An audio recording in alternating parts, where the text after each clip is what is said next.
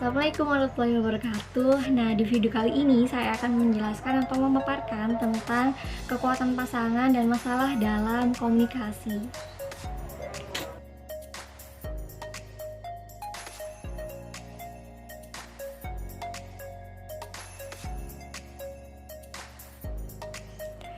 Dalam sebuah studi nasional membandingkan kekuatan komunikasi utama pasangan bahagia dengan pasangan yang tidak bahagia.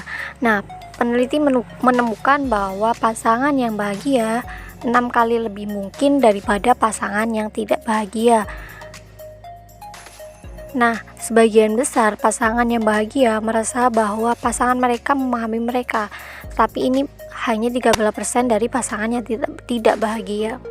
Nah, dalam hal isu-isu bermasalah untuk semua pasangan menikah. Nah, survei ini difokuskan pada sebagian besar pasangan berharap pasangannya lebih bersedia berbagi perasaan. Nah, 69% dari semua pasangan mengalami kesulitan menanyakan mitra untuk apa yang saya inginkan dan untuk apa yang saya inginkan gitu. Nah, 65% tidak merasa dimengerti dan 64%-nya merasa bahwa pasangan mereka menolak untuk membahas masalah-masalah seperti itu.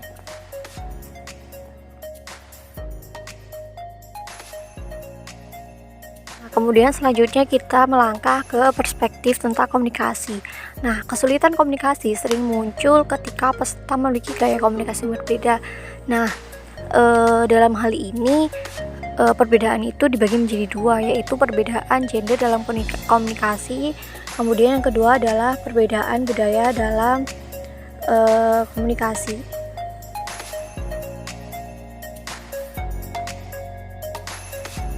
Nah, perbedaan umum terkait gender dalam komunikasi sering menyebabkan konflik antara pria dan wanita.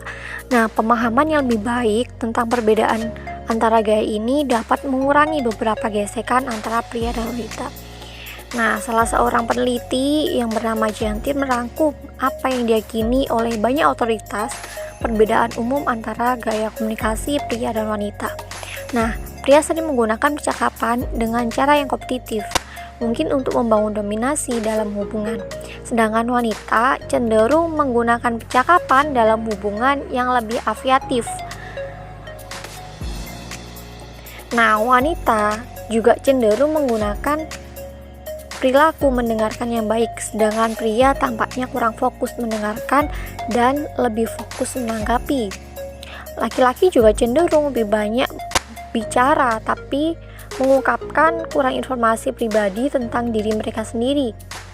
Wanita cenderung berbicara sebagai cara untuk terhubung dengan orang lain. Nah, percakapan pria hampir merupakan perjuangan simbolis di mana pesaing mencoba untuk mendapatkan yang lebih tinggi, melindungi dirinya dari gerakan yang mengancam dirinya, dan jangan biarkan dirinya didorong oleh sekitar. Nah, itu tentang laki-laki.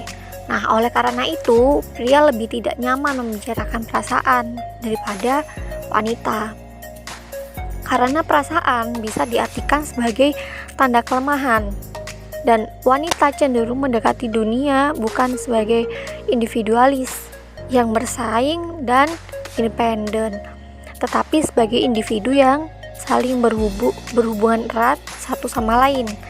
Nah, wanita cenderung mencari komunitas dan bekerja untuk menjaga keintiman dan menghindari isolasi.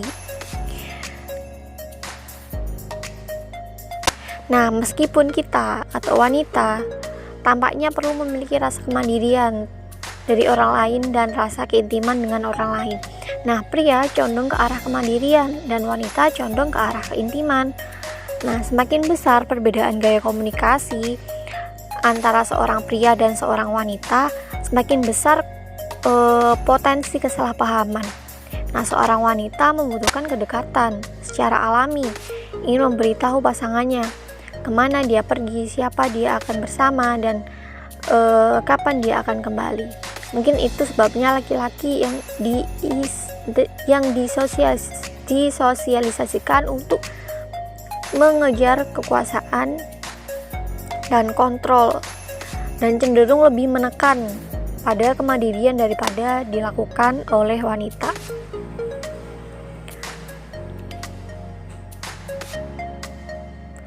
Nah, pembicaraan dari hati ke hati yang baik membangun keintiman dan perasaan yang hangat. Banyak pria gay juga menyukai gaya percakapan yang berfokus pada membangun keintiman.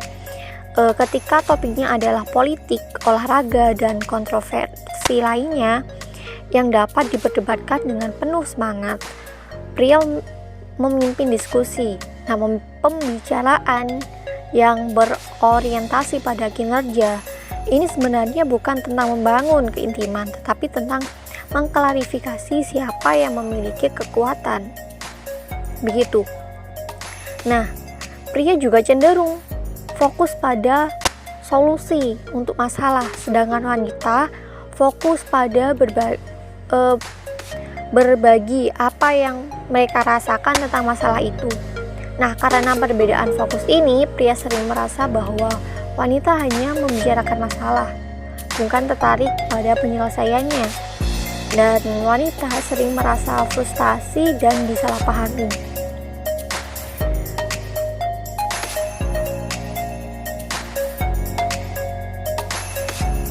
Orang barat menganggap kotak mata langsung itu penting, tapi banyak budaya melihatnya sebagai penghinaan pribadi.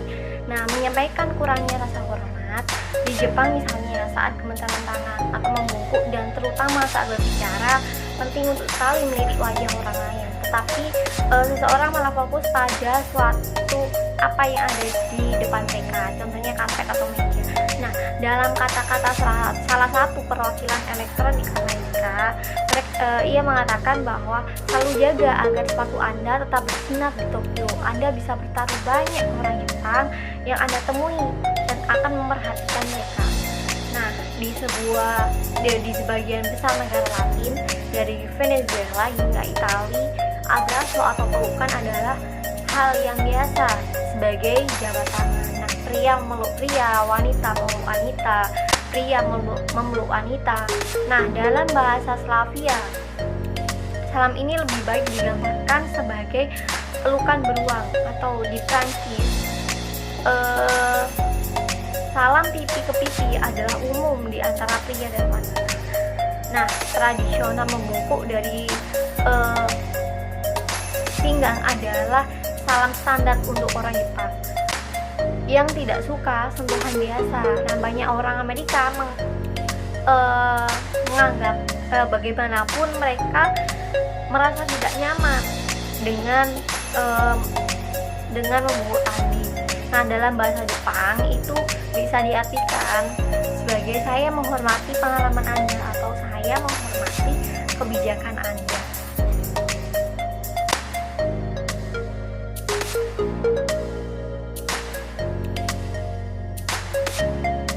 Nah, itu tadi paparan dari materi kekuatan pasangan dan masalah dalam komunikasi. Bisa disimpulkan bahwa timbulnya masalah dalam sebuah komunikasi bisa disebabkan oleh dua hal, yaitu karena perbedaan gender dan juga perbedaan budaya dalam komunikasi. Nah, demikian pemaparan dari saya. Bila Yifi sabilil haq, wassalamualaikum warahmatullahi wabarakatuh.